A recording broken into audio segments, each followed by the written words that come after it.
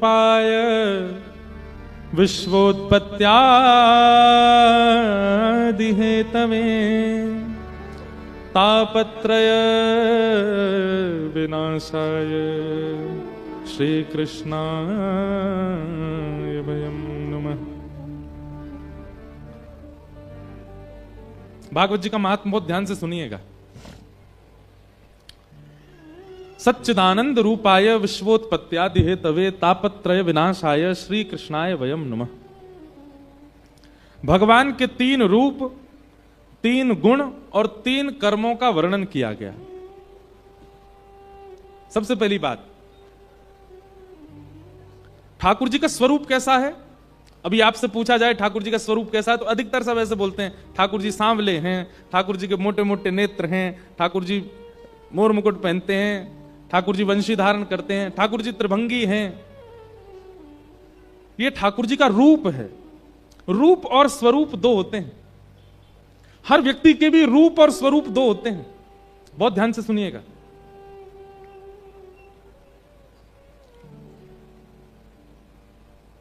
सबके लिए जो हम लोग धारण करते हैं वो स्वरूप है और अपनों के लिए जो हम धारण करते हैं वो रूप है। समझ रहे हैं हमारी बात। आप अपने घर से निकलते हो तो घर में पहनने वाले कपड़े पहन के नहीं जाते। कोई कहे चलना मार्केट चल, अरे 2 मिनट दो, हम कपड़े, अरे ऐसे ही चल रहा, अरे ये घर के कपड़े ऐसे थोड़ी जाएंगे, थोड़े बदल के आओगे, दूसरे कपड़े पहनोगे, बाल बाल काटोगे, ज्यादा ही सजवे धजवे को होएगा तो पाउडर लगाओगे और आदि जो भी है। बाहर वालों के लिए आप क्या धारण करते हैं? स्वरूप। वो आपका वास्तविक नहीं होता, वो बनावटी होता है। और अपनों के लिए आप वास्तविक होते हो। अपनों के लिए तो बाल भी बिखरे होते हैं, अपनों के लिए फटी हुई शर्ट भी पहन लोगे, अपनों के आगे तो लेट भी जाओगे, पाम भी ऊपर कर लोगे, सब कर लोगे। ऐसे ही ठाकुर जी के भी रूप और स्वरूप 2 हैं। सबके लिए जो ठाकुर जी ने धारण किया है वो स्वरूप है और अपनों के लिए जो है वो रूप है। कहीं पर ठाकुर जी ऐसे खड़े हैं, कहीं पर ठाकुर जी ऐसे खड़े हैं, कहीं पर शेषनाग पर पौड़े हैं। ये सब ठाकुर जी के स्वरूप हैं जो हमारे आपके पूरे विश्व के लिए ठाकुर जी ने धारण किए। कहीं ठाकुर जी शंख चक्र गदा पद्म चतुर्भुज रूप में खड़े हैं, कहीं ठाकुर जी 2 भुज में वंशी बजा रहे हैं। ऐसे ऐसे सुंदर मंदिर हैं। दक्षिण भारत में ठाकुर जी के श्री गुरुवायूर मंदिर है, वहां ठाकुर जी दोनों एक हाथ कमर पर और एक हाथ ऐसे हाथ में डलिया लिए जाने, ऐसा कोई स्वरूप है। उडुपी श्री कृष्ण है। सब जगह अलग अलग स्वरूप हैं ठाकुर जी के। पंढरपुर में जाएंगे महाराष्ट्र में, वहां ठाकुर जी दोनों कट्टी पर हाथ धर के विट्ठल बन के खड़े हैं। वही वृंदावन चले जाओ तो ठाकुर जी वंशी बजा रहे हैं। आप सबके घर में जाके देखें तो नवनीत प्रिया हाथ में मक्खन लिए ठाकुर जी लड्डू गोपाल हैं। ये ठाकुर जी का रूप नहीं है, ये क्या है? स्वरूप है। बहुत सावधानी से सुनिएगा। मेरा और आपका कर्तव्य क्या है? हमें स्वरूप दिखा है, अब इतना प्रेम दिखाना है, इतना स्नेह करना है, ऐसी भक्ति करनी है, ऐसा स्वभाव प्रकट करना है। अब ये स्वरूपधारी श्री कृष्ण हमें अपना रूप दिखाएं। बात समझ में आए तो ही ताली बजाई हो। जैसे मेहमान पहले दिन घर आता है तो सुबह सुबह जल्दी उठ जाएगा 6 बजे। घर के सब लोग बोलेंगे आप इतनी जल्दी उठ? नहीं, मैं तो ऐसे ही उठता हूं, 6 बजे ही उठ जाता हूं। चाय पियेंगे? हाँ, शक्कर कम डालना चाय। अरे भाई कितना बढ़िया मेहमान हमारा, कम शक्कर की चाय पीता है। एक पराठा ले लिया, एक और? नहीं, मैं एक में ही बहुत हूं। लेकिन जैसे जैसे मेहमान के दिन बढ़ते जाते हैं घर में, 6 बजे से 7 बजे उठने लगे, 7 बजे से 8 बजे उठने लगे, पता चली 12 बजे उठ के आए ऊपर से। क्यों? जब अत्यंत सामीप्य होने लगता है, जब अत्यंत प्रेम होने लगता है, जब थोड़ी घनिष्ठता होने लगती है तो व्यक्ति अपने बनावटी रूप को त्यागने लगता है, फिर वो एक्चुअल रूप में आने लगता है। फिर वो जैसा है वैसा आपके सामने प्रकट करने में बिल्कुल लज्जा नहीं करता। आपने परोसा था 2 पराठा, वो जबरदस्ती एक और बना दो, हमको भूख लग रही है। जब नया नया आया था तब तो एक में ही काम चल रहा था, लेकिन अब प्रेम ज्यादा हो गया, इसलिए अब कह करके मांगा जा रहा है। ठाकुर जी हमारे घर आए हैं 10 साल से सेवा हम कर रहे हैं, ऐसे ही बैठे हैं ठाकुर जी। इसका मतलब क्या है? अभी हमने ऐसा अवसर ही नहीं दिया कि ठाकुर जी घनिष्ठता अनुभव करके कुछ याचना करें। मीराबाई ने अवसर दिया, ठाकुर जी इतने घनिष्ठ हो गए, कह करके मांगते थे, ये प्रभाव। सूरदास ने अर्पित किया, ठाकुर जी कह करके मांगते थे। हितरवंश महाप्रभु स्वामी श्री हरदास जी महाराज, अरे कहां तक कहें, स्वामी श्री हरदास जी के चरित्र में एक इतना सुंदर वर्णन आता है। अब क्या आपने सामने बिहारी जी बैठा दिए, अब बार बार इन्हीं की याद आएगी। स्वामी जी का नियम था, स्वामी श्री हरदास जी ने जब बिहारी जी को प्रकट किया वृंदावन में, इधर देखो इधर देखो, देख के नहीं आए थे पहले, अब देख रहे हो, इधर देखो। तो स्वामी जी ने जब श्री बिहारी जी को प्रकट किया, तो स्वामी जी का नियम था कि 56 भोग बनाते थे, और 56 भोग बना करके नित्य ठाकुर जी की रसोई, एक से एक सामग्री ठाकुर जी श्री बिहारी जी को सिद्ध होती थी। और उसके बाद नियम था कि 56 भोग की जितनी सामग्री बनी, वो बिहारी जी के भोग लग जाने के बाद ब्रजवासियों को बटेगी, गैया को बटेगी, जलचर यमुना जी की मछलियों को बटेगी, वृंदावन की कुंज में रहने वाले पक्षियों को बटेगी, पशुओं को बटेगी, और फिर सबसे अंत में आने वाले दर्शनार्थी जो ब्रज से बाहर से आए उनको बटेगी।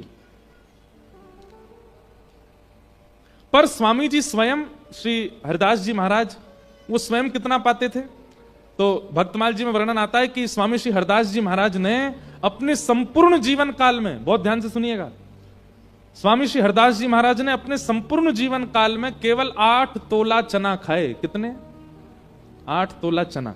तुलवा के देखना 8 तोला कितना होता है। 56 भोग बनाते थे लेकिन स्वयं नहीं पाते थे। कोई कहता स्वामी जी आप प्रसाद लें, तो एक सीख लेकर के और खीर में डुबो के जितना सीख में आता उतना लेते थे बस। एक दिन स्वामी जी बैठे थे और श्री कुंज बिहारी लाल, आप देखने में एक ही स्वरूप है लेकिन वास्तविक में प्रिया और प्रियतम दोनों एक भये, तब श्री बिहारी जी प्रकट भये। तो जब स्वामी जी महाराज बैठे तो श्री ठाकुर जी प्रिया प्रियतम दोनों विलग रूप धारण करके आए और स्वामी जी की गोद में बैठ गए। तो स्वामी श्री हरदास जी बोले, आज आप दोनों इतने शांत काय को हो, चलो लीला करो, नेक नृत्य करो, नेक निकुंज में भ्रमण करो। तो किशोरी जी और ठाकुर जी दोनों बोले, स्वामी जी हम दोनों के मन में बड़ी पीड़ा है। स्वामी जी बोले, काय बात की पीड़ा? बोले, आप हमारी सेवा करो, हमारी आरती करो, हमारो शयन करो, हमें इतना आनंद कराओ, 56 भोग हमें पवाओ, लेकिन आप स्वयं भिक्षा पामे और भिक्षा में भी केवल कछु चना ही खामे। हमें यह देख करके बहुत कष्ट हो गए। वो चने भी जो खाते थे स्वामी जी, वो भी अपने नहीं, कोई भिक्षा लेकर के आता था उसको पाते थे। ठाकुर जी बोले, हमें बड़ो कष्ट हो गए, आप केवल थोड़े से चने खाते हो, इतना 56 भोग बनता, थोड़ा पा लिया करो आप भी। स्वामी जी बोले, जय जय, प्रसाद तो प्रसाद है, लेकिन मोए अपनी जीभ पे भरोसा ना है, और मोए अपनी नहीं, संसार के किसी भी व्यक्ति को अपनी जीभ पे भरोसा नहीं होना चाहिए। मोए बस ये भय लगे, आप सब ब्रजभाषा समझ रहे हैं ना? समझ रहे हैं ना? स्वामी जी बोले, मोए बस ये भय लगे कि कहीं मेरी जीव में प्रसाद पावे के बाद व्यंजन का सुख ना आ जाए, प्रसाद का सुख ना भूल जाऊं मैं। मतलब कहीं मैंने पेड़ा पायो और पेड़ा पा करके कहीं मेरी जीव में ये नहीं आ जाए कि पेड़ा कितना स्वाद बनायो है, पेड़ा कितना अच्छो बनो, या में मिष्ठान कितना अच्छो, या में मावा कितना अच्छो, या में दूध कितना अच्छो, बल्कि ऐसा भाव आना चाहिए पेड़ा पाती कि आहा इतना स्वाद है, ऐसा लग रहा है कि श्री ठाकुर जी ने अपना अधरामृत मिश्रित करके दियो है। आप यदि इस प्रकार से भोग नहीं पाते हैं तो भोग पाने में भी अपराध माना जाता है। बहुत सावधानी से सुनिएगा।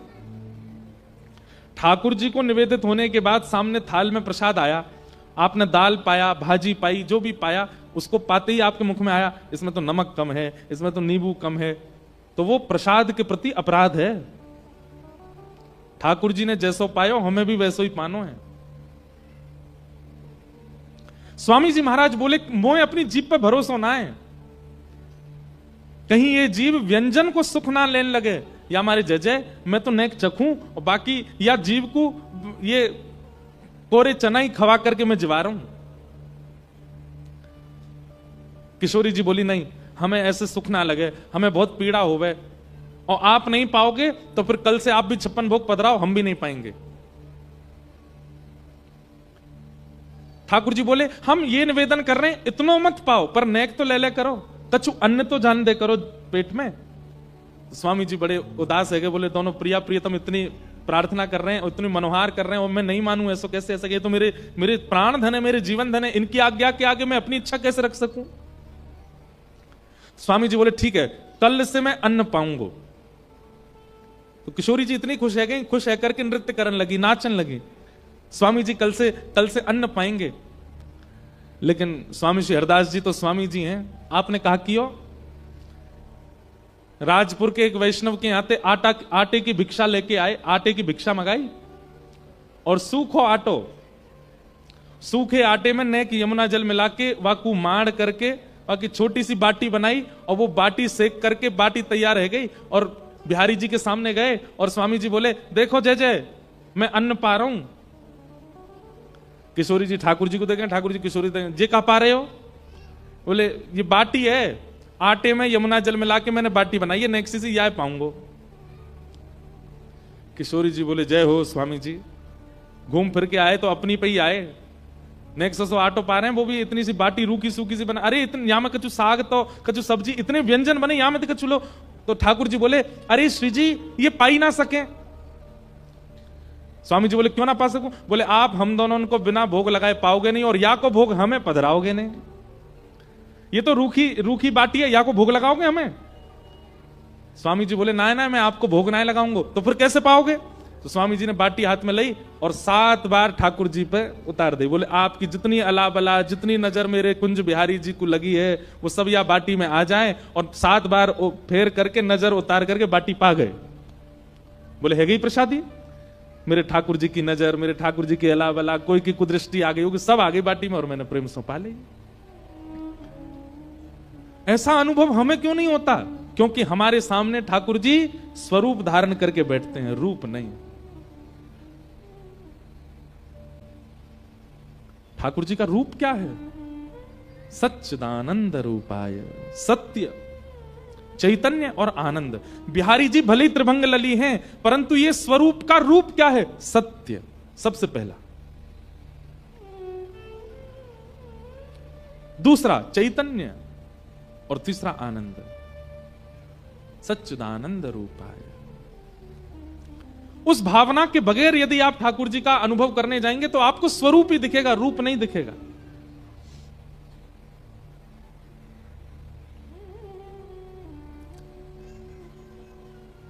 स्वरूप का ही अनुभव होगा। ठाकुर जी के प्रति सबसे पहले सत्य की भावना, साचो राधा रमण झूठो सब संसार। सत्य स्वरूप तो केवल श्री ठाकुर जी, बाकी सब झूठे।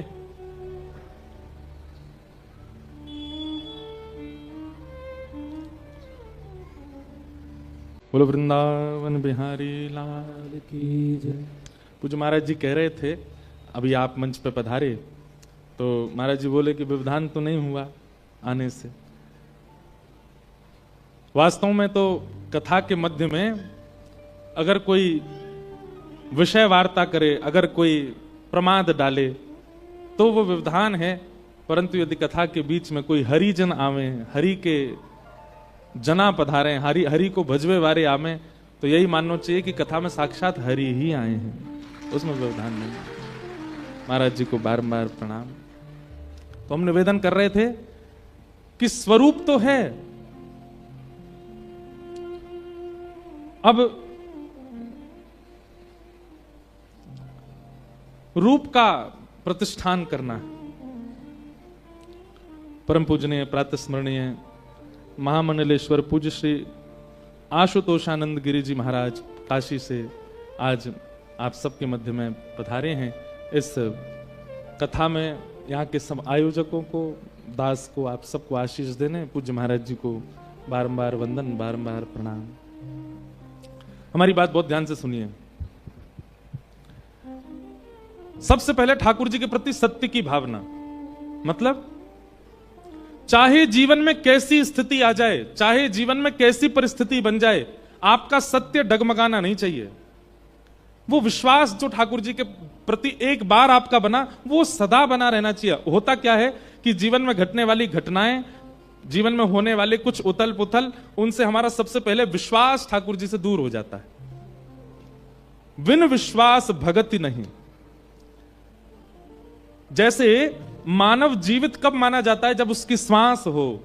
ऐसे ही भक्ति जागृत कब मानी जाती है? जब उसमें विश्वास हो। आपका विश्वास जैसे ही टूटता है, भक्ति वहीं विश्राम हो जाती है।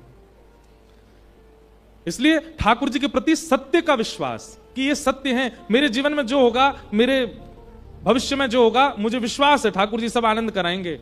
और उसके बाद चाहे पैर टूट जाए, लेकिन ठाकुर जी के प्रति अविश्वास ना हो, यह ठाकुर जी का सत्य स्वरूप है। ठाकुर जी का दूसरा स्वरूप क्या है? चैतन्य।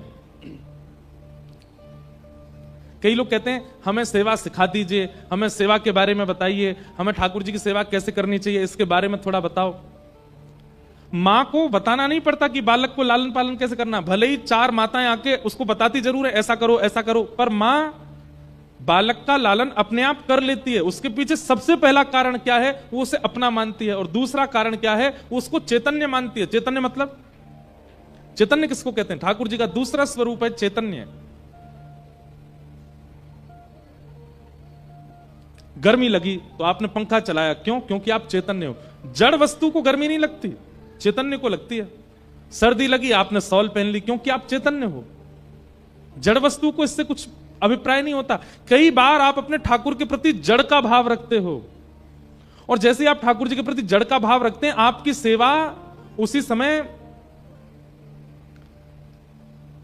विमुखी होती चली जाती है। ठाकुर जी के प्रति चैतन्य भाव रखो। कैसे? अभी जाड़े का समय हमारे ठाकुर जी शॉल पहनेंगे, अभी गर्मी का समय हमारे ठाकुर जी कॉटन के कपड़े पहनेंगे। हमारे वृंदावन में जाओ तो वृंदावन में फूल बंगला क्यों बनते हैं? फूल बंगला बनाने का प्रयोजन ही यही होता है कि अब ठाकुर जी, जेठ का महीना आ गया, अब भीषण गर्मी आ गई, अब ठाकुर जी मोगरा के, गुलाब के, पुष्प के कुंज में बैठेंगे ताकि ठाकुर जी को शीतलता का अनुभव हो। अगर ठाकुर जी जड़ होते तो बंगला बनवाते हम। ठाकुर जी के प्रति चैतन्य की भावना, इसीलिए हम बंगला बनाते हैं। ठाकुर जी के प्रति चैतन्य की भावना, इसीलिए 56 भोग धराते हैं। ठाकुर जी के प्रति चैतन्य की भावना, इसीलिए सामने सेज सजा के ठाकुर जी को सुलाते हैं, जगाते हैं, सब सेवा करते हैं। सेवा तभी सिद्ध होगी जब ठाकुर जी के प्रति चैतन्य की भावना रखोगे। जड़ की भावना आते ही सेवा नष्ट होने लग जाती है। कथा ऐसी सुनाते हैं, 2 ब्रज की भोली भाली माताएं थीं। यमुना जी के तट पर यमुना जल भरवे गईं, और जैसे यमुना जल भर के जा रही थी वापस, इतने में एक महात्मा आए। तो एक सखी ने दूसरी से कही, अरे देखियो ये महात्मा जा रहे हैं, मैंने सुनी है महात्मान के झोला में भगवान बैठे हैं, सांची के भगवान। तो दूसरी बोली रुक जा, अभी देख लें। बोले कैसे देखेंगे, महात्मा दिखा में ना आए। तो दोनों खड़ी खड़ी आपस में बात कर रही। इतने में ही महात्मा अपना झोला रख के, वस्त्र आदि उतार के यमुना जल स्नान करने के लिए जैसी गए, तो सखी बोली अरे चल, महात्मा तो स्नान कर रहा हो, या कि ठाकुर जी को देख के हमें कैसे हैं। और दौड़ करके दोनों गई, और जैसे झोला खोल करके भीतर से निकालो तो एक डिब्बा निकलो, और डिब्बा जैसे ही खोलो तो वहां में लड्डू गोपाल बैठे, ऐसे जैसे लड्डू गोपाल हूं मैं। इतनी भोली वो सखी बोली अरे बहन देखियो तो, या निष्ठुर बाबा ने नेक से डिब्बा में ठाकुर जी बंद कर दिए। ठाकुर जी के हाथ पाम टेढ़े मेढ़े है गए जी, हाथ ऐसो है गो, पाम ऐसे पीछे को है गए। हमने तो खड़े खड़े ठाकुर जी देखे हैं, लेकिन या बाबा ने ऐसे डिब्बा में बंद किए, ठाकुर जी के हाथ पाम टेढ़े है गए। अरे तेरे पास मक्खन धरो है ना, निकाल के दे, मैं ठाकुर जी की मालिश कर दूं। और मक्खन लेकर के ठाकुर जी के ऐसे, लड्डू गोपाल ठाकुर जी के हाथ सीधे कर रही है। अरे ठाकुर जी हाथ अकड़ गए आपके, सीधे कर लो। अरे लाल जी सीधे कर लो, पाम सीधे कर लो, मालिश कर रही है। अब उसके अंदर यह भावना नहीं है कि ठाकुर जी जड़ है, उसके अंदर यह भावना नहीं है कि ठाकुर जी अष्ट धातु के हैं, कि पीतल के हैं, कि सोने के हैं, कि चांदी के। उसके लिए यह भावना है ठाकुर जी चैतन्य हैं। जिस भाव से वो ठाकुर जी के हाथ और पैरों में मक्खन लगा रही थी, ठाकुर जी के हाथ पांव दोनों सीधे हो गए और ठाकुर जी लड्डू गोपाल खड़े हो गए।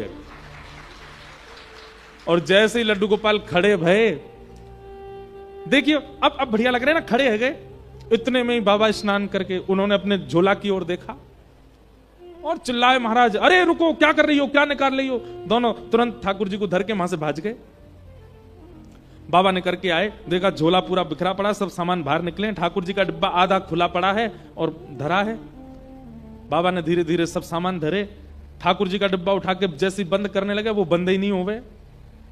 महात्मा बोले क्या हो गया, क्या धरा अंदर। जैसे खोल के देखा तो लड्डू गोपाल जिनकी 40 वर्षों से सेवा कर रहे, वो खड़े खड़े हैं, हाथ उसी दे गए, पांव उसी दे गए, ठाकुर जी खड़े हैं। महात्मा बोले ठाकुर जी तो मेरे ही हैं, नैन नक्श तो मेरे ठाकुर जी के, वस्त्र भी मेरे ठाकुर जी के हैं। अब लड्डू गोपाल तो ऐसे नीचे घेराव वाले वस्त्र पहनते हैं, अब लड्डू गोपाल खड़े हो गए तो किशोरी जी की जैसे मानो कोई घाघर घूम गई हो, ऐसे बन गए ठाकुर जी। महात्मा के नेत्र सजल हो गए। जीवन भर यज्ञ तप जप ना जाने कैसे कैसे साधन करके ठाकुर जी की सेवा की, पर धन्य है ये भोली भाली ब्रजांगनाएं। इन्होंने ठाकुर जी को जड़ नहीं माना, मैंने जड़ मांगा, डिब्बा में बंद करके धर दिए, लेकिन इन्होंने चैतन्य माना। ठाकुर जी के हाथ में ऐसा मक्खन पधराया हो कि ठाकुर जी सीधे है गए। क्यों? क्योंकि ठाकुर जी जड़ नहीं है, चैतन्य। उनके प्रति जड़ की भावना यदि आप रखेंगे तो फिर ठाकुर जी भी जड़वत व्यवहार ही करेंगे। जड़ नहीं, वो चैतन्य है। सबसे पहला, ठाकुर जी सत्य हैं। दूसरी, ठाकुर जी चैतन्य हैं। और तीसरा, यदि सत्य और चैतन्य इन दो रूपों को भली भांति आपने ठाकुर जी का मान लिया तो तीसरा रूप आपको नहीं देखना, ठाकुर जी दिखाएंगे। और तीसरा रूप क्या है? आनंद। तीसरा रूप है ठाकुर जी का आनंद। कई लोग हैं वो बिहारी जी को देखते हैं, पोशाक देखेंगे, रूप देखेंगे, मुकुट देखेंगे, बाहर आएंगे, पूछो उनसे कैसे लग रहे हैं ठाकुर जी, भूल गए हम तो कैसे लग रहे हैं, सुंदर लग रहे, बस इतना याद है। क्या दर्शन किया आपने? आपको पता है ठाकुर जी का श्रृंगार, नित्य का श्रृंगार एक संकेत है, और उस संकेत को समझे कोई।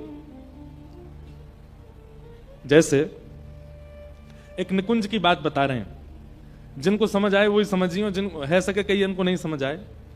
ठाकुर जी का श्रृंगार संकेत है। और किसको संकेत है? जो रस के उपासक हमारे ब्रज के लोग हैं उनको ठाकुर जी संकेत करते हैं। जैसे मान लो आज ठाकुर जी ने नीली पोशाक पहनी और नीली पोशाक के ऊपर ठाकुर जी ने गुलाबी मालाएं धारण की, सिर पर श्वेत पाग धारण की, श्वेत पगड़ी पहनी और उस पर स्वर्ण का सिरपेच धारण किया, आदि आदि। ये श्रृंगार थोड़ा सा संकेत समझ लो। तो इससे अब ठाकुर जी संकेत क्या कर रहे हैं? बोले आज मैं कहां हूं? तो नीली पोशाक से ठाकुर जी बता रहे हैं हम सरोवर के तट पर हैं, किसी सरोवर के पास हैं वृंदावन में। उसके ऊपर गुलाब की माला पहन के ठाकुर जी संकेत कर रहे हैं वह सरोवर पर हैं जहां गुलाब खिले हैं, जहां कमल खिले हैं, जहां गुलाब के वृक्ष हों, उस सरोवर पर है। फिर दूसरा संकेत क्या करें? श्वेत पाग पहनी है, श्वेत पगड़ी पहनी है। तो श्वेत पगड़ी से ठाकुर जी ये संकेत कर रहे हैं दिन में नहीं है, रात्रि में जब चंद्रमा प्रकट होगा तब है वहां पे। उस पर स्वर्ण के स्वर पे सिरपेच आदि बांध करके, स्वर्ण का वर्ण कैसा होता है? अग्नि का सा वर्ण होता है। और अग्नि का जो वर्ण होता है वो कभी कभी ध्रुव तारा का होता है। ध्रुव तारा केवल दिन में ब्रह्म मुहूर्त में दिखाई देता है, बाकी के तारे आपको श्वेत दिखाई देंगे, लेकिन ध्रुव तारा जो होता है वो गोल्डन कलर का चमकता है। तो मानो ठाकुर जी स्वर्ण सिर पर श्वेत पाग पहन करके, सिरपेच धारण करके ये संकेत कर रहे हैं कि हम सरोवर के तट पर होंगे जहां कमल खिले हों, ऐसे सरोवर के तट पर होंगे। और जब चंद्रमा आकाश में होंगे, और वो चंद्रमा भी कब आकाश में हो? जब ध्रुव तारा निकला होगा तब हम वहां होंगे। ये संकेत अब कोई नहीं पहचान पाता इस संकेत को। किशोरी जी पहचान जाती हैं, ललिता आदि सखियां पहचान जाती हैं, ठाकुर जी के सखा पहचान जाते हैं, वो निकुंज में पहुंच जाते हैं। आप दर्शन क्या करते हैं ठाकुर जी का? केवल श्रृंगार देख के आ जाते हैं, संकेत समझ ही नहीं पाते ठाकुर जी क्या कहना चाह रहे हैं, ठाकुर जी क्या निवेदन करना चाह रहे हैं। हर दिन का हमारे ब्रजमंडल में श्रृंगार एक संकेत है ठाकुर जी का। वो कब पता चलेगा वो संकेत, जब ठाकुर जी का सत्य और चैतन्य ये दो रूपों में हमने दर्शन किया हो, सत्य माना हो, चैतन्य का अनुभव किया हो, ठाकुर जी आनंद का अनुभव करा देंगे। हमारे यहां गोवर्धन में जब आप दान घाटी से परिक्रमा शुरू करते हैं ना, तो थोड़ी 1 किलोमीटर चलते ही सीधे हाथ पर पंडित श्री गया प्रसाद जी महाराज की समाधि आती है। तो पंडित श्री गया प्रसाद जी महाराज जो थे वो ब्रजवासियों में, संतों में तो बहुत निष्ठा रखते थे, लेकिन रासलीला होती है ना, तो रासलीला में जब बालक कृष्ण बन के आता है सब लोग उसके पांव छूते थे। तो पंडित जी महाराज कहते, अरे भैया जब बालक ही तो है, तुम तो भगवान मान के या की पूजा करो, भगवान मान के या के पांव पूजो। तो ब्रज के लोग बोले महाराज वो बालक होएगा, लेकिन मुकुट पहनने के बाद वो ठाकुर जी है जाए। तो पंडित जी महाराज बोले, भैया तुम्हारी भावना है पर मोह विश्वास ना है, मेरे काजे तो वो बालक ही है। अनेक संतों ने कहा, बोले नहीं पंडित जी महाराज, बालक जैसे ही मुकुट पहन ले वो पर भगवान है, आप एक बार विश्वास करके तो देखो। तो पंडित जी महाराज आज रासलीला में बैठे थे, पंडित श्री गया प्रसाद जी महाराज, और मंच पर जैसे ही ठाकुर जी आए, छोटे से बालक कृष्ण बनकर के आए, रासलीला कर रहे थे, नाच रहे थे। तो पंडित जी महाराज दूर बैठे बैठे सोचने लगे, अगर ये सच में भगवान हैं तो ये अमरूद लेंगे और अमरूद खा करके अपना झूठा अमरूद मेरे पास आके मेरे मुंह में अपने हाथ से खिलाएं तो मैं मान जाऊंगा ये भगवान है। पंडित जी महाराज बैठे थे, रासलीला चल रही थी, और नाचते नाचते नाचते ऐसे दर्शनार्थियों में से कोई लोग सामग्री लाते हैं, तो एक टेबल पे खूब सारे फल, मिष्ठान, गुलाब जामुन, रसगुल्ला सब ऐसे धरे थे लोगों ने। नृत्य करते करते जाने क्या आया आवेश, जो ठाकुर जी बालक बना था वो कूद करके नीचे गए और उसमें से फलों में से अमरूद निकाला, और अमरूद निकाल करके खाया, और खा करके इतनी जनता में पंडित जी महाराज को देखा, और पंडित जी महाराज को देख के दौड़ करके गए और पंडित जी की गोद में कह के बोले, बाबा मुंह खोलो, ले अमरूद खाओ। पंडित जी महाराज ने जैसे ही इस लीला का अनुभव किया, 3 दिन के लिए मूर्छा में चले गए। 3 दिन तक मूर्छा टूटी नहीं उनकी, विश्वास प्रगाढ़ हो गया। भैया हमको ठाकुर जी में, हमको साक्षात मंदिर के भगवान में ठाकुर जी का अनुभव नहीं होता, हम बालकों में क्या करेंगे? क्यों? क्योंकि सत्य और चैतन्य की भावना हमारे भीतर कम है। इसलिए मंदिर के ठाकुर जी हमको ठाकुर जी दिखते हैं, उनसे हम मांगते हैं, वो हमें दे देते हैं, हम चले जाते हैं, बस यहीं तक सीमित हैं हम। इससे अतीत आनंद हमको कभी अनुभव ही नहीं हुआ। उस दिन के बाद से पंडित श्री गया प्रसाद जी महाराज का नियम हो गया, रासलीला में कोई भी बालक मुकुट पहन के आता या कोई भी छोटा छोटा बालक तिलक कर ले, श्रृंगार कर ले, तो पंडित जी महाराज दंडवती करते, बोले ना जाने कौन से रूप में ठाकुर जी डोल रहे हैं भैया ब्रज में, सबको वंदन करते। सबसे पहला ठाकुर जी को सत्य मानो। दूसरा, तापत्रय विनाशाय श्री कृष्णाय वयम नुमः। ऐसे श्री कृष्ण को हम बारंबार प्रणाम करते हैं। महात्मा का प्रारंभ होता है बंधुओं कि 88,000 सौनकादि ऋषि नैमिषारण्य में मानव कल्याण के लिए यज्ञ कर रहे थे।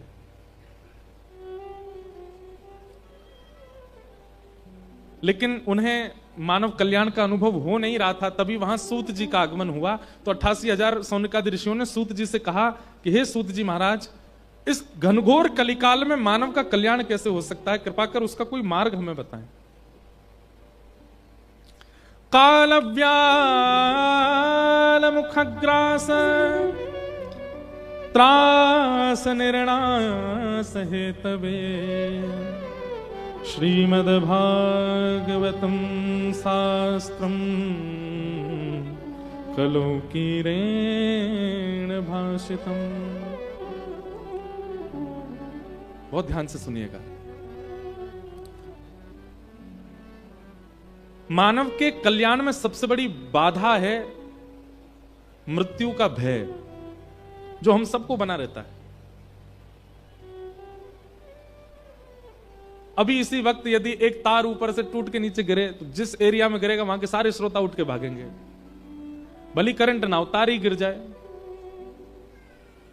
परसों तरसों अमृतसर में कथा में छिपकली आ गई, सब रे श्रोता उछल गए महाराज, यहां से वहां उछल गए। भय तो मुझे भी लगता उससे लेकिन मृत्यु का भय ये कहीं ना कहीं कारण है, हमारी सदगति रुकती है इसी कारण से। हम भी धीरे धीरे प्रयास कर, पर एक बात आपको स्पष्ट बताएं, छिपकली से भय तो बहुत लगता है, पर हमारी कई बार मंच पे आ चुकी है, मंच पे नहीं लगता। एक बार तो कहीं कथा थी, तो ये जो मॉनिटर रखे रहते हैं इधर दोनों तरफ, एक बार एक मॉनिटर के ऊपर ही बैठी रही और 3 घंटा में ऐसे ही देखते देखते सुनाता रहा, लेकिन भय नहीं लगा जब उतर के गए तो फिर लगा थोड़ा सा। लेकिन कहीं ना कहीं बंधुओं, ये भय की निवृत्ति इस बात का प्रमाण है कि आपका भजन अब आपको फल दे रहा है। निर्भीकता, निर्भयता, एक होता निर्भीकता विचित्र प्रकार की होती, मुझे किसी से डर नहीं लगता, कोई अपने पिताजी को बुला ले, माताजी को बुला ले, मैं तो ऐसा हूं, यही करूंगा, ऐसा, वो गलत है। मृत्यु का भय, और इस मृत्यु के भय से दूर करने का एक ही साधन है, श्रीमद्भागवतम शास्त्रम कलौ कीरेण भाषितम। सत्य बात बताएं, बहुत ध्यान से सुनिएगा। श्रीमद् भागवत कथा सुनने वाला, संकल्पित रूप से सुनने वाला व्यक्ति और जीवन में धारण करके सुनने वाले व्यक्ति को मृत्यु का भय नहीं होता, मृत्यु की प्रतीक्षा होती है। आप कहेंगे सुनने में बहुत अटपटी लग रही है महाराज जी बात, मृत्यु की प्रतीक्षा, हां, क्योंकि उसके लिए मृत्यु भयकारी नहीं है, उसके लिए मृत्यु उत्सव है। चलवा पिया के देश सजनी, चलवा पिया के देश। कई लोगों को हो सकता है ये बात थोड़ी अनुचित लगे, लेकिन ये बात बिल्कुल सत्य है कि भक्ति मार्ग में आ जाने वाले व्यक्ति को मृत्यु से भय नहीं होता, प्रतीक्षा होती है। क्यों? उसके लिए मृत्यु नहीं है, उसके लिए प्रियतम का बुलावा है। उसके लिए यह है कि हम सब पत्नी हैं ठाकुर जी की, हम सबका ब्याह हुआ है ठाकुर जी से, लेकिन ब्याह होने के बाद विदाई होती है, हमारी विदाई नहीं हुई, हम सबका गौना नहीं हुआ अभी तक, हम सब अपने मायके में हैं, मायके में रहते हैं, प्रियतम के लिए तिलक करते हैं, जप करते हैं, एकादशी करते हैं, सब करते हैं। परंतु विवाह का सौभाग्य तो तब माना जाए जब प्रियतम संग ले जाए, लेकिन अभी तक हमारे प्रियतम संग लेकर के नहीं गए। तब क्या होता है, गुरुजन आकर के कथा भागवत आदि श्रवण कराते हैं, तो श्रवण करा करके प्रियतम के प्रति और प्रगाढ़ प्रेम प्रकट हो जाता है, और वही प्रगाढ़ प्रेम प्रकट होकर के फिर प्रतीक्षा करता है गौना की, और मृत्यु ही गौना है। मृत्यु रहती है संसारी विषयी लोगों की, पर वैष्णव तो मृत्यु को उत्सव बना देता है, उसके लिए तो वो गौना है, उसके लिए तो वो ठाकुर जी का बुलावा है कि अब मैं नित्य साकेत, नित्य वैकुंठ, नित्य गोलोक में प्रवेश करूंगा। और हम तो ब्रजवासी हैं, ब्रजवासी को तो नियम है कि ब्रज में प्राण त्यागवे वारो ना तो स्वर्ग जावे, ना नरक जावे, ना वैकुंठ जावे। स्वर्ग वृंदावन में प्राण त्यागवे वारो तो निज वृंदावन को चलो जाए, निज वृंदावन में प्रवेश कर जाए। निज वृंदावन कैसा है? वहां भी बिहारी जी हैं, वहां भी राधा वल्लभ जी हैं, वहां भी राधा रमण जी हैं, पर जैसे अभी के वृंदावन में बिहारी जी स्थिर हैं, राधा वल्लभ जी स्थिर हैं, राधा रमण जी स्थिर हैं, पर निज वृंदावन में श्री राधा वल्लभ, राधा रमण, राधा दामोदर, गोविंद देव, मदन मोहन, सबरे ठाकुर सचल हैं, चलते फिरते हैं। कहो तो आप दर्शन करने गए तो आप तो ही कह रहे हैं, अरे काले क्या आयो मेरे काज, चल खीर बनाए के लिए आइयो। ठाकुर जी ऐसे सचल हैं वहां पर, निज वृंदावन। तो वृंदावन में जन्म या वृंदावन में मृत्यु प्राप्त करने वाला निज वृंदावन की प्राप्ति करता है, उसके लिए मृत्यु भयकारी नहीं होती, उसके लिए तो मृत्यु गौना है, उसके लिए तो मृत्यु उत्सव है। और मृत्यु को उत्सव कौन बनाता है? भागवत।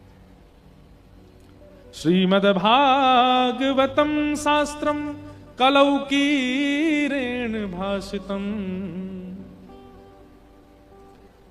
काल रूपी व्याल के मुख में ग्रास बन के हम सब बैठे हैं। समय वो कब अपना मुख बंद कर ले और कब हमारे प्राण निकल जाए कोई पता नहीं। मैं आज कथा सुना रहा हूं, कल की कथा सुना पाऊंगा मैं गारंटेड नहीं हूं। आप आज की कथा सुन रहे हो, कल की सुनोगे, आप भी मुझे कहीं लिख के नहीं दे सकते।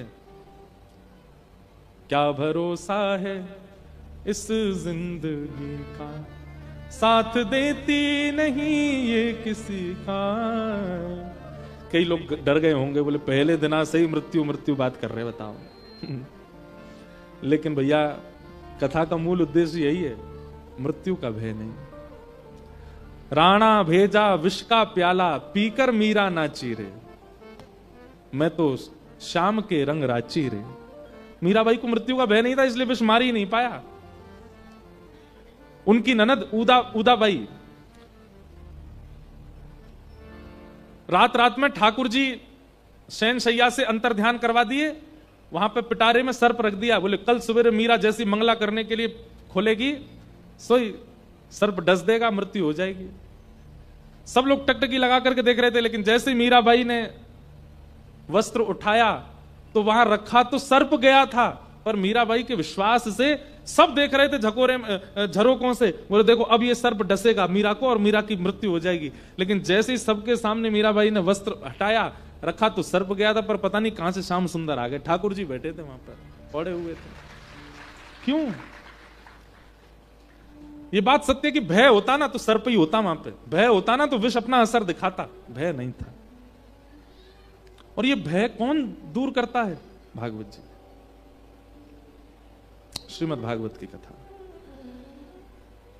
तो 88 सोनिकादि ऋषि यज्ञ कर रहे थे, सूत जी ने जाके कहा यज्ञ बाद में कीजिएगा, मानव कल्याण के लिए सर्वश्रेष्ठ तो इस कलिकाल में भागवत की कथा है, भागवत कथा का आश्रय लो। सोनिकादि ऋषि कहने लगे, बोले भागवत की कथा, श्रीमद् भागवत, भगवान जरा इसके बारे में थोड़ा महात्म्य तो बताइए, ये श्रीमद् भागवत कहां से आई, किसने किसको सुनाई और इससे क्या क्या कल्याण हुआ, जरा हमें बताइए। तब यहां महात्म्य सुनाया गया भागवत जी का। सबसे पहले भागवत की कथा सनक सनंदन सनातन सनत कुमारों ने नारद जी महाराज को सुनाई। सौनकादि ऋषियों ने प्रश्न किया, असंभव, ये हो ही नहीं सकता, नारद जी को तो श्राप लगा है, वो एक जगह टिक के बैठ ही नहीं सकते, और कथा सुनने के लिए तो 7 दिन बैठना पड़ता है। नारद जी ने ये कथा कैसे सुनी, कृपा करके हमें बताओ। तब बताया कि श्री नारद जी महाराज पृथ्वी की बहुत प्रशंसा सुन के पृथ्वी का दर्शन करने आए, लेकिन पृथ्वी आकर के जब नारद जी ने देखी तो पृथ्वी पर कुछ भी अनुचित नहीं था। अहम तुम पृथ्वीम यातो ज्ञात्वा सर्वोत्तमामिति पुष्करम च प्रयागम च काशी गोदावरी तथा हरिक्षेत्रे कुरुक्षेत्रे श्रीरंगम सेतु वंदनम एवमादिषु तीर्थेषु ब्रह्ममाण इतस्ततः। सब जगह भ्रमण किया नारद जी ने, लेकिन पृथ्वी जैसी सुनी थी वैसी बिल्कुल नहीं है। तब नारद जी महाराज सब जगह भ्रमण करते करते वृंदावन गए, और वृंदावन में एक आश्चर्य देखा नारद जी ने। कैसा आश्चर्य? एक परम सुंदरी युवती बैठी है और उसकी गोद में 2 वृद्ध लेटे हुए हैं। नारद जी बोले, ये कैसा विचित्र दृश्य है, एक युवा सुंदरी कन्या की गोद में 2 वृद्ध लेटे हैं और वो युवती रो रही है। नारद जी महाराज ने उस युवती से पूछा, देवी तुम कौन हो और तुम रो क्यों रही हो, तुम्हारी गोद में ये 2 वृद्ध कौन हैं? तब उस युवती ने अपना परिचय देते हुए कहा, अहम तुम भक्तिम यातो अहम भक्ति ऋतिख्याता इमो में तनयो मतो ज्ञान वैराग्य नामानो काल योगेन जर्जरो। मैं भक्ति हूं। भक्ति सुनते ही नारद जी तो दंडवत हो गए, जय हो जय हो, हम जिसको दिन रात ध्याते हैं, जिसका दिन रात आश्रय लेते हैं, आज उसका प्रत्यक्ष दर्शन हो रहा है, आप भक्ति महारानी है? बोले हाँ। नारद जी ने प्रणाम किया, देवी आपकी गोद में जो ये 2 वृद्ध हैं ये कौन है? बोले ये दोनों मेरे बेटे हैं। नारद जी बोले, माता जी युवा और बेटा वृद्ध, क्या नाम है आपके पुत्रों का? बोले ज्ञान और वैराग्य। हे नारद जी महाराज, भक्ति तो संसार का हर व्यक्ति करता है, इसलिए मैं युवा हूं, लेकिन मेरे पुत्रों को अपने जीवन में कोई स्थान नहीं देता, इसलिए ये दोनों वृद्ध हैं। भक्ति हम सब करते हैं। अभी मैं 2 पंक्ति गाऊंगा, आप सब मेरे साथ गाओगे। गाएं। भूत पिशाच निकट नहीं आवे, महावीर जब नाम सुनावे, नासै रोग हरे सब पीड़ा, जपत निरंतर हनुमत भी। भक्ति सबके चित्त में है। आप सबको हनुमान चालीसा आती है, आप सब भक्त तो हो, आप सब लोग मंदिर जाते हो, भक्ति तो करते हो, पर ज्ञान वैराग्य। अब सुनो, हनुमान चालीसा सबको याद है। श्री गुरु चरण सरोज रज निजमन मुकुर सुधार वर्णो रघुवर विमल यश बुद्धिहीन तनुजान के सुमिरौ पवन कुमार बल बुद्धि विद्या देव हरऊं। अब हम एक मंच पे माइक लगा रहे हैं, इसका अर्थ बताओ आके। आधे से ज्यादा उनको नहीं पता। अब आपको तो पता है, आपका तो हम, लेकिन हमने कहा आधे से ज्यादा को नहीं पता। मुकुर का ही अर्थ नहीं पता होगा। क्यों? भक्ति तो है पर ज्ञान नहीं है। मंदिरों में पंडित जी कहते हैं कि पुष्प अर्पित करो ठाकुर जी पर। कई जगह आरती होती है तो आरती के बाद में सब लोग बोलते हैं त्राहि माम पुंडरीकाक्ष सर्व पाप हरो हरि, लेकिन उसका अर्थ नहीं जानते। नमः पार्वती पतये हर हर महादेव, भुजा क्यों उठाते हैं? अर्थ नहीं जानते। महादेव पर दूध क्यों चढ़ाते हैं? जल चढ़ाया समझ में आता है, दूध क्यों चढ़ाते हैं? शहद क्यों चढ़ाते हैं? घी क्यों चढ़ाते हैं? दही क्यों चढ़ाते हैं? नहीं पता। भक्ति तो है, हनुमान जी पे चोला क्यों चढ़ाते हैं? भक्ति तो है, अर्थ नहीं पता, बस कर रहे हैं, जैसी बता दी गई वैसे कर रहे हैं, अर्थ नहीं पता।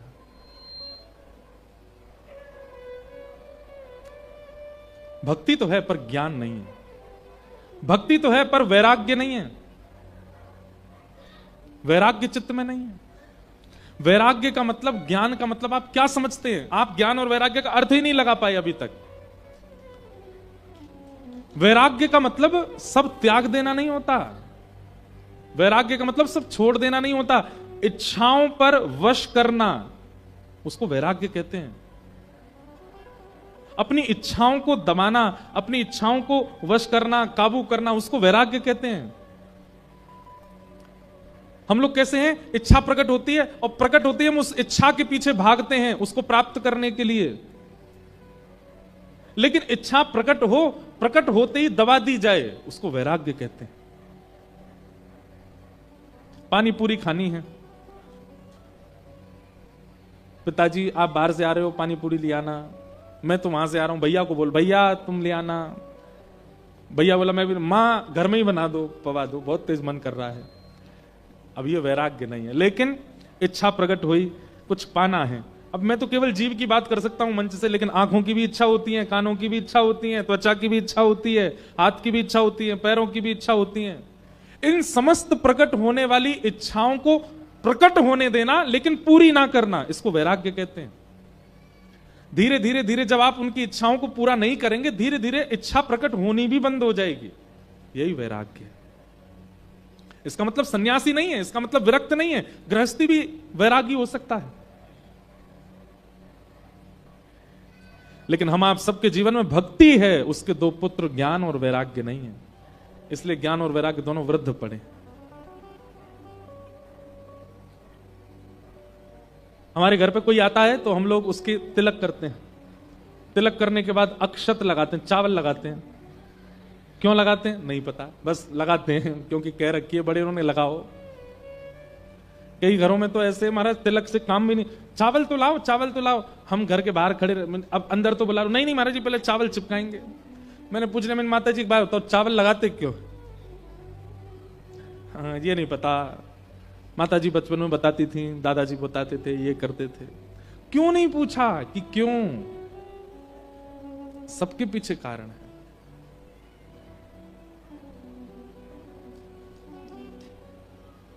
ज्ञान और वैराग्य, ये भक्ति के दो पुत्र हैं। आप भजन करते हैं, भक्ति करते हैं, लेकिन उसके पुत्रों को आश्रय नहीं देते। बिना पुत्र के किसी मां को सम्मान मिले ऐसी मां कोई नहीं है संसार में। हर मां को प्रसन्न करना हो तो उसके पुत्रों को प्रसन्न रखो।